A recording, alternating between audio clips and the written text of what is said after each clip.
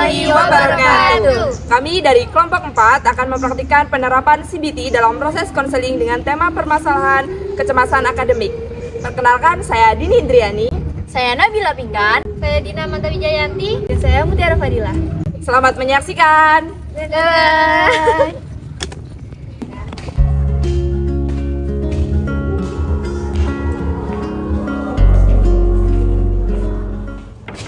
Assalamualaikum. Waalaikumsalam. Silakan masuk. Mari duduk.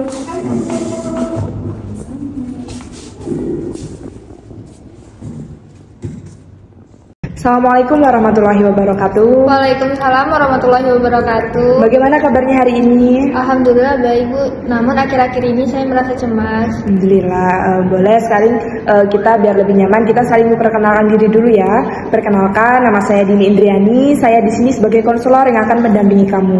Boleh perkenalkan diri dulu? Baik Bu, perkenalkan nama saya Dina Manta Wijayanti yang biasa dipanggil Dina. Umur saya saat ini 20 tahun.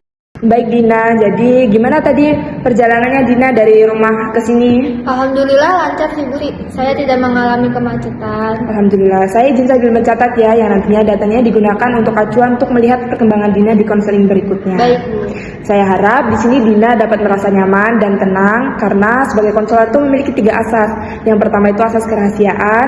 Saya harap jadi cerita apapun yang Dina ceritakan itu menjadi privasi, dan yang kedua itu ada asas kesukarelaan. Jadi Dina datang ke sini itu atas kemauan Dina sendiri, bukan dari paksaan orang lain atau pihak manapun. Dan yang ketiga itu ada asas keterbukaan. Jadi saya harap Dina itu dapat bercerita secara terbuka terkait permasalahan yang Dina alami. Dan di sini kita memiliki waktu 1 kali 45 menit. Saya harap kita dapat menggunakan waktu itu sebaik mungkin. Dan nantinya jika waktu itu kurang, kita dapat melanjutkan di sesi konseling berikutnya. Baik Ibu. Baik, Dina tadi menyebutkan bahwasanya Dina itu akhir-akhir ini merasa cemas. Boleh mungkin Dina lebih ceritakan lebih spesifik mengapa sih Dina itu akhir-akhir ini merasa cemas?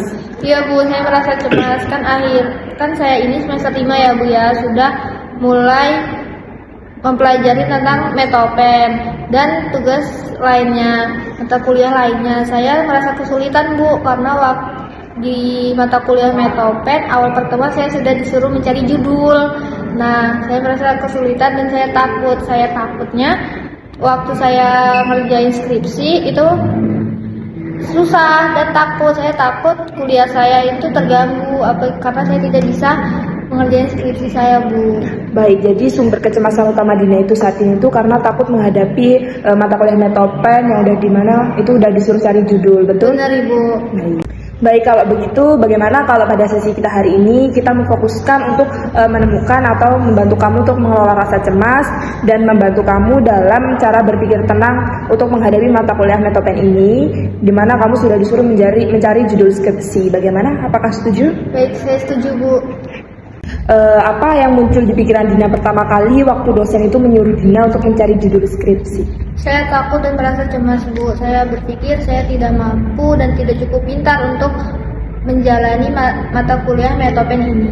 Jadi pikiran utama yang sering muncul pada Dina pertama kali itu Dina merasa takut, merasa cemas dan takut gagal. Iya benar Ibu. Coba perhatikan ketika Dina itu berpikir saya tidak bisa, bagaimana perasaan Dina? Saya menjadi gelisah, takut, kadang membuat saya pusing sih Bu.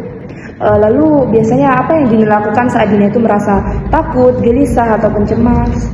Ketika saya merasakan itu saya menjadi menunda tugas Bu, menunda mencari judul atau membaca buku, dan saya lebih banyak untuk bersantai-santai dan rebahan di kamar. Nah, dari sini kita lihat bahwasanya ada hubungan pikiran, perasaan, dan perilaku, di mana memunculkan perasaan Dina itu merasa cemas, lalu menimbulkan perilaku Dina menunda untuk mencari referensi, sehingga Dina tidak bisa untuk menemukan judul skripsi tersebut. Sekarang mari kita uji pikiran itu, apakah benar kamu pasti tidak bisa, atau ada bukti yang membuktikan bahwasanya kamu tidak bisa sama sekali. Baik Bu. Baik Dina, ini ada lembar kerja restrukturasi kognitif. Nanti Dina boleh mengisi di bagian sebelah kanannya. Oke Bu.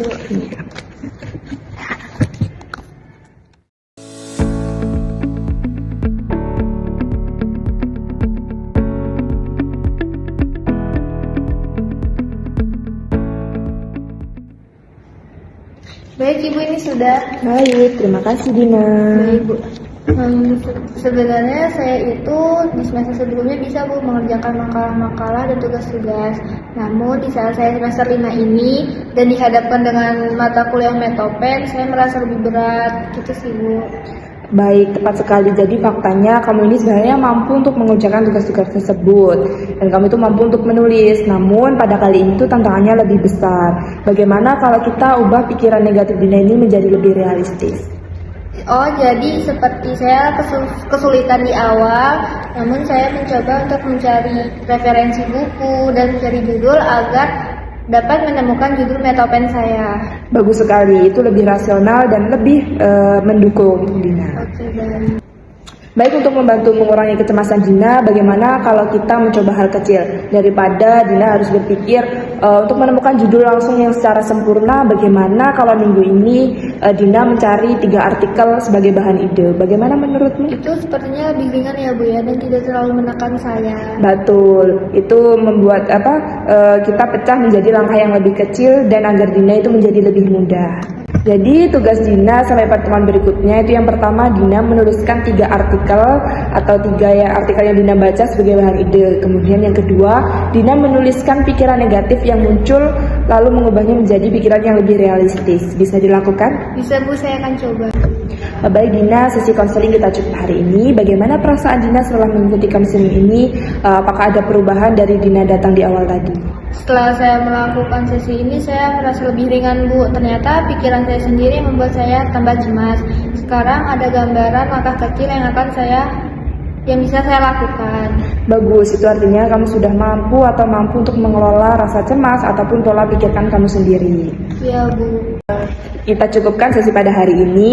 Kamu sudah cukup terbuka pada hari ini dan kita akan ketemu di minggu depan untuk melihat perkembangan kamu. Ingat Dina, bahwasanya skripsi itu adalah bagian dari proses. Apalagi Dina saat ini sedang menghadapi semester 5 itu di mata kuliah Metopen. Itu bukanlah skripsi yang sesungguhnya, tapi itu adalah awal untuk melanjutkan skripsi yang sesungguhnya nantinya. Baik Ibu, terima kasih. Saya selama melakukan sesi konseling ini saya lebih merasa percaya diri. Baik Dina, semangat, Dina pasti bisa.